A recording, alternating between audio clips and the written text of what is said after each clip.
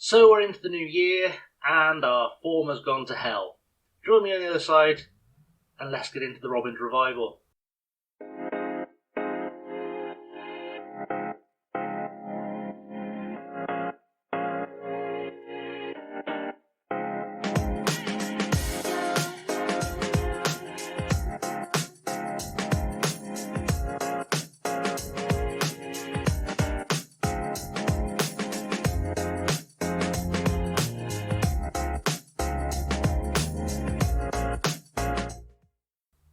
What's up guys, Chasing Raven here with episode number 5 of the Robins revival, where we are taking Swindon Town back to glory, or at least that's the theory, because our form has been appalling of late. We last met, as I recall, the Harrogate game here, we lost 1-0. There we lost 1-0 to Ipswich in the Papa John's Trophy. Beat Aldershot 3-1 in the second round of the FA Cup. Goals from Jack Payne, Ben Gladwin and Alex Gilbert. A 2-2 draw in the league against Leyton Orient. You can see the form starting to drop off a little bit already. Mitchell Lawson and Payne scoring. A 2-0 loss away at Barrow, which is just not good. We beat Walsall 2-1 with goals from Payne and Gilbert. A 1-0 win over Mansfield with Tyrese Simpson scoring. Johnny Williams and a Tyrese Simpson hat-trick got us 4 goals and a 4-2 win over Exeter, and then a 4-3 win over Stevenage with McCurdy, Payne, Williams and Simpson scoring. And then we lost 1-0 to Northampton, lost 2-0 to Wrexham in the FA Cup third round, but this game was terrible, just an awful performance. A 0-0 draw against Port Vale and a 2-2 draw against our rivals Bristol Rovers with Simpson and Payne scoring. However, I don't want everyone to think the season's gone off the boil. I know we're heading towards the back end. We're playing Colchester today. We have had some small dramas. So, as we speak, Joe Wollacott is away at the African Cup of Nations with Ghana for the next week or so. He's been missing the entire month, and Lewis Ward has frankly been mediocre the entire time. Matthew Beaudry is out for the rest of the season after picking up an injury. McCurdy has been out injured for a few weeks already, and will be out for at least another month. We've also got Alex Gilbert out for another 2 weeks. However, during that run of games we've just gone through, I have also at various times had Kane Kessler-Hayden and Tyrese Simpson out injured.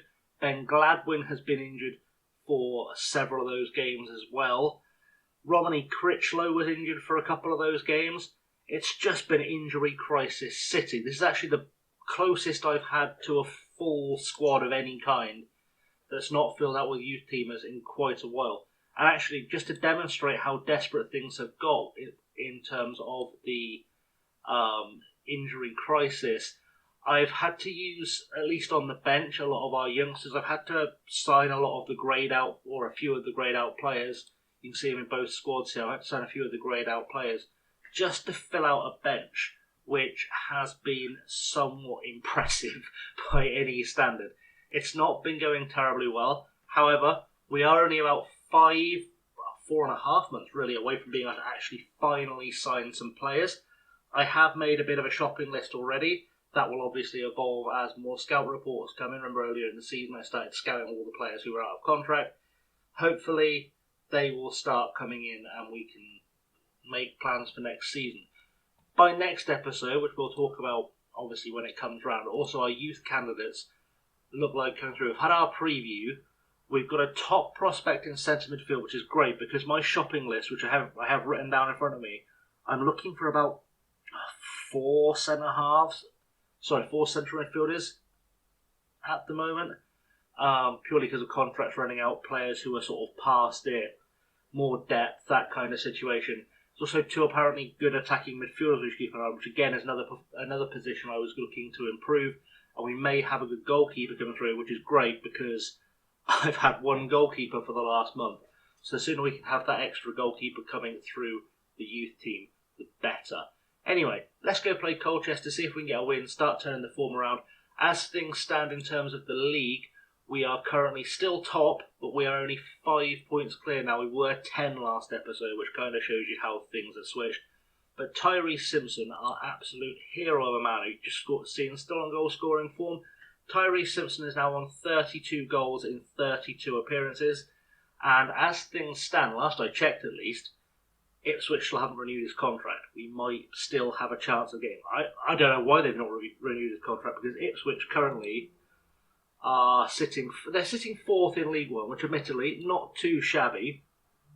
They are sitting fourth in League One, but you'd think with a player of that quality scoring that many goals in the division below, they probably have wanted to recall him and use him by now. I don't know. I've clicked the wrong button. I've clicked the wrong button. So, folks, yeah. If you look at their strikers, there's no goal scorers there, is there? Nobody seems to be getting a lot of goals for Ipswich, and yet we have a striker on loan from them who scored 32 goals, and they don't seem to want it. The mind boggles. Anyway, not my problem. Let's go beat Colchester. So, starting off today, we have got Lewis Ward in goal. I have no other choice. Kessler, Hayden, Conroy, Odemayo and Critchlow complete the back four. We've got Lydon, Williams, Gladwin, Mitchell, Lawson and Payne in midfield with Simpson up top. Aguiar, Ayandolo, Reed, Hunt, Grant, East and Parsons from the youth team. Harry Parsons is the striker on the bench. There is, as you can see, literally nobody else first team ready who can play. So this is what we've got. This is what we're working with right now. So hopefully it's good enough to beat Colchester. So into the dressing room, media are giving you a lot of credit. We'll go with that again. In fact, ignore the praise in the media. Play your natural game. It's not really done anything, but it felt like a better option. I don't know why. It felt like a better option. We're just going to go with that. I did notice, by the way, whilst we were going through all the team sheet screen, Frank Noble is on the bench for Colchester, and he played for Swindon about 10-15 years ago, and he was absolutely shocking. So hopefully, if that's the best option they've got on the bench, the rest of this team, not that great. Goal kick for Colchester. Shamal George, who we had with us at Harchester last year, I believe, so takes the goal kick. Mitchell Lawson on the ball. Lydon over the top, looking for Kessler Hayden. Can Kessler Hayden create something here? Good crossing. Gladwin at the back post. And Ben Gladwin gets his 7th goal of the season. We are ahead against Colchester. It's taken us 25 minutes to even get a highlight. Well, we finally did. My word, was it the highlight we were looking for. Jordan Lydon with his blue boots, who's leaving in the summer because he just refuses to sign a new contract, starting the move off. And Gladwin at the other end to finish it. And 1-0 is the scoreline. Well, it's half-time. It's still 1-0. I think this might be the most uneventful game we've had all season. I'm genuinely regretting picking this one for the live comp. I don't know why I did it, because nothing's happening in this game at all. I'm really sorry, guys. This might be a really short episode today. Let's go say put on a word. They're all demotivated. Of course they are. That's fine. Screw it. Let's go to the second half. Yeah, I don't know. I don't know why I picked this game. I really don't. Right, free kick for us. Looks like Cole Skews is trying to get himself sent off just after coming off the bench, which is always interesting. Dion Conroy taking the free kick. I definitely wouldn't have said Dion Conroy should be a free kick taker under any circumstances.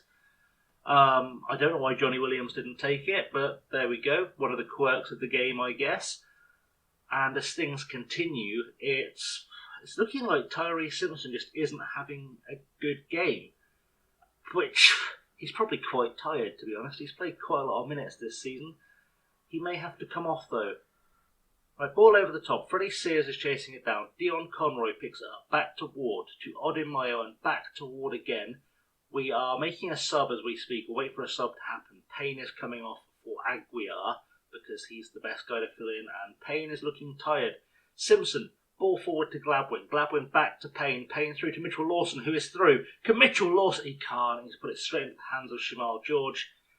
And that, frankly, was a huge waste of all our time. I am going to make that change. I'm going to take Simpson off.